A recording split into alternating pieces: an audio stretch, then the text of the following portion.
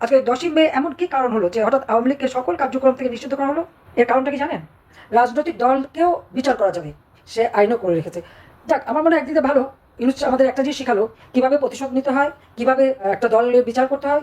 আজকে যে আইন করে গেল, এই আইনে একদিন ওই ডক্টর ইউনুস আর উপদেষ্টা পরিষদ তার সমন্বয়ে প্রিয় দর্শক, এইমাত্র পাঁচ সর্বশেষ গরম বাংলা সংবাদ এবার প্রকাশ্যে আবার একটি ভয়ঙ্কর কল রেকর্ডিং ভাইরাল সাবেক প্রধানমন্ত্রী শেখ হাসিনার। ইতিমধ্যে সোশ্যাল মিডিয়ায় ব্যাপক পরিমাণে ভাইরাল হয়েছে। আওয়ামী লীগ নিষিদ্ধের কারণে খেপে গেলেন তিনি। তো তিনি আরো কিছু গুরুত্বপূর্ণ তথ্য ফাঁস করলেন, আপনারা শুনলে অবাক হয়ে যাবেন। তো তিনি কি বললেন চলুন স্ক্রিনের মাধ্যমে পরিপূর্ণভাবে দেখে আসি। তো প্রিয় দর্শক, ভিডিওটি ভালো লাগলে এটা লাইক করবেন আর কমেন্ট করে মতামত জানাতে ভুলবেন না। আজকে 10ই মে এমন কি কারণ হলো যে হঠাৎ আওয়ামী লীগকে সকল কার্যক্রম থেকে নিষিদ্ধ করা হলো? এর কারণটা কি জানেন? রাজনৈতিক দলকেও বিচার করা যাবে, সে আইনও করে রেখেছে। যাক, আমার মনে হয় একদিকে ভালো, ইউনুস আমাদের একটা জিনিস শিখালো কিভাবে প্রতিশোধ নিতে হয়, কিভাবে একটা দলের বিচার করতে হয়। আজকে যে আইন করে গেল, এই আইনে একদিন ওই ডক্টর ইউনুস আর উপদেষ্টা পরিষদ তার সমন্বয়ে যারা আজকে মানুষ খুন করেছে এবং কি যারা এই বিএনপি জামাতের যারা আমাদের নেতা কর্মী যেখানে যেখানে খুন করেছে, আজকে হয়তো আমরা বিচার চাইতে পারি না, কিন্তু একটা দিন আসবে সেই সময় এই সমস্ত জঙ্গির দল থেকে শুরু করে সবগুলির বিচার এই ট্রাইব্যুনালে করা যাবে। সেই সুযোগটাও সে করে দিল, আর আমরা সেই দিনের অপেক্ষায় আছি যে নিশ্চয়ই একদিন দিন আসবে, আর এর বিচার আমরা করে যারা আপন জন হারিয়েছেন, স্বজন হারা বেদনা দিয়ে বসে আছে, তাদের প্রতি ন্যায় বিচার আমরা দিতে পারবো। 2024 সালে যে নির্বাচন, আমরা আইন করে নির্বাচন কমিশন গঠন করি। নির্বাচন যে হয়েছিল সেই নির্বাচনে কেউ কিন্তু একটা কথাও বলতে পারেনি। অত্যন্ত শান্তিপূর্ণভাবে সফলভাবে নির্বাচন অনুষ্ঠিত হয়, কিন্তু চক্রান্ত আমাদের পিছু ছাড়ে না। এই চক্রান্তটা দেখলাম আমরা 2024 সালের 7ই জুলাই ছাত্রদের কোটা আন্দোলন এবং বৈষম্য বিরোধী আন্দোলন। আসলে তখন কোনো কোটা ছিলই না, একটা মামলা হয়েছিল, যা সেটাও সরকারের পক্ষ থেকে, কিন্তু আমরা সেই রায়টা, হাইকোর্টের রায়টা স্থগিত করে দিই এবং কোটা কিন্তু থাকে না। কিন্তু তারপর আন্দোলন চলতে থাকে, আমরা কথা বলে সমস্ত দাবি মেনে নেওয়ার পরেও দেখা গেল যে তারা এক দফা দাবি, কিন্তু 7 জুলাই থেকে 14 জুলাই পর্যন্ত ছাত্রছাত্রীরা যখন আন্দোলন করে, পুলিশ কিন্তু তাদের কিছুই বলেনি। কিন্তু 15 জুলাই থেকে আমরা দেখি পুলিশ ফাঁড়িতে আগুন দেওয়া, আক্রমণ করা, অস্ত্র লুট করা, পুলিশ হত্যা করা, এমনকি পুলিশের লাশ জ্বালিয়ে দেওয়া, একেবারে ফাঁড়ির মধ্যে পুলিশকে পুড়িয়ে দেওয়া।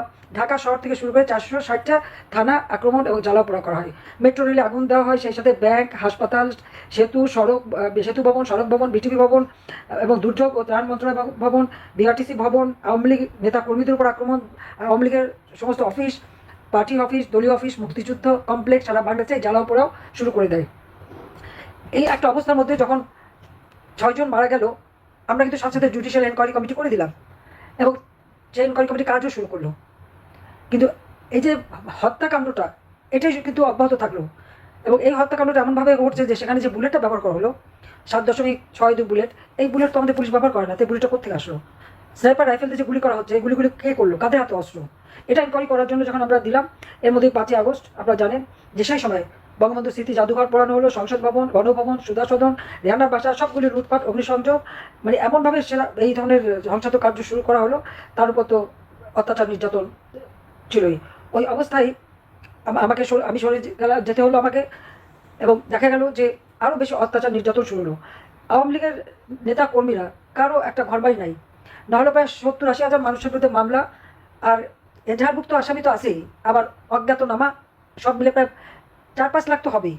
আর যেভাবে আমাদের অফিস আদালত যা কিছু পুড়িয়েছে, তাও প্রায় 1 কোটি স্থাপনা সারা বাংলাদেশে পোড়ানো জ্বালানো হয়েছে। একের পর এক মানে সম্পদ ধ্বংস, ইন্ডাস্ট্রিগুলি বন্ধ, অনেক ইন্ডাস্ট্রিতে আগুন দেওয়া হয়েছে এবং ইন্ডাস্ট্রি বন্ধ হয়ে গেছে। শ্রমিকরা প্রায় লাখখানেক শ্রমিক কিন্তু বেকার হয়ে গেছে, মানুষের আয় কমে গেছে, মানুষের হাতে। আর সবচেয়ে জিনিস যেটা আমাদের কাছে অবাক লাগে, যে প্রকাশ্য দিবালোকে চাপাতি, চাইনিজ গুলা, লাঠি, সোটা, আগ্নেয়াস্ত্র সব নিয়ে আক্রমণ করা, নিয়ে তারা ছাত্র অসমন্বয়ক, তাদের সব শক্তি, এদের সাথে ছাত্র এবং তাদের সাথে কারা আছে সেটাই বড় কথা। এবং এই যে হত্যাকাণ্ডগুলি ঘটিয়েছে বা যেভাবে আক্রমণ করেছে, কিন্তু মামলা দিয়েছে কার বিরুদ্ধে? সব আওয়ামী লীগের বিরুদ্ধে। ওই 15 জুলাই থেকে যত হত্যাকাণ্ড, অগ্নিসত্রা, জ্বালা পোড়াও ঘটনাগুলি ঘটেছে, যারা ঘটিয়েছে তাদের দায় মুক্তি দেওয়া হলো, তাদের ইন্ডেমনিটি দেওয়া হলো। এদের বিরুদ্ধে কোনো মামলা করা যাবে না, এদের কোনো শাস্তি দেওয়া যাবে না, কোনো ব্যবস্থা নেওয়া যাবে না। কেন? এটা তোমার প্রশ্ন, যে এত বড় অপরাধ যারা করবে তাদের দিল দায় মুক্তি, আর এই ঘটনার সমস্ত দায় দায়িত্ব আওয়ামী লীগ নেতা কর্মীদের উপর মিথ্যা মামলা দিয়ে হয়রানি। সকলের বিরুদ্ধে কি? খুনের মামলা। প্রথম যুগে তো খালি খুনের মামলাই দিয়ে গেল, খুন এবং বিস্ফোরক মামলা। আর অজ্ঞাতনামার এই সুযোগ ধরে চাঁদাবাজি, চাঁদাবাজি এমন হারে, আর কারো বাড়িতে ঘর বাড়ি সব কিছু জ্বালিয়ে ছাড়খাড় করা, যেখানে আইন শৃঙ্খলা রক্ষাকারী সংস্থা আছে, সেনাবাহিনী আছে, তাদের সামনেই এই চাপাতি নিয়ে ইনি ঘুরে বেড়াচ্ছে। উচ্চ আদালত, প্রধান বিচারপতি থেকে শুরু করে একেবারে মানবাধিকার কমিশন, পাবলিক সার্ভিস কমিশন, নির্বাচন কমিশন, সব কিছু কিন্তু এই অস্ত্র আর লাঠির জোরে তাদেরকে পদত্যাগ করানো।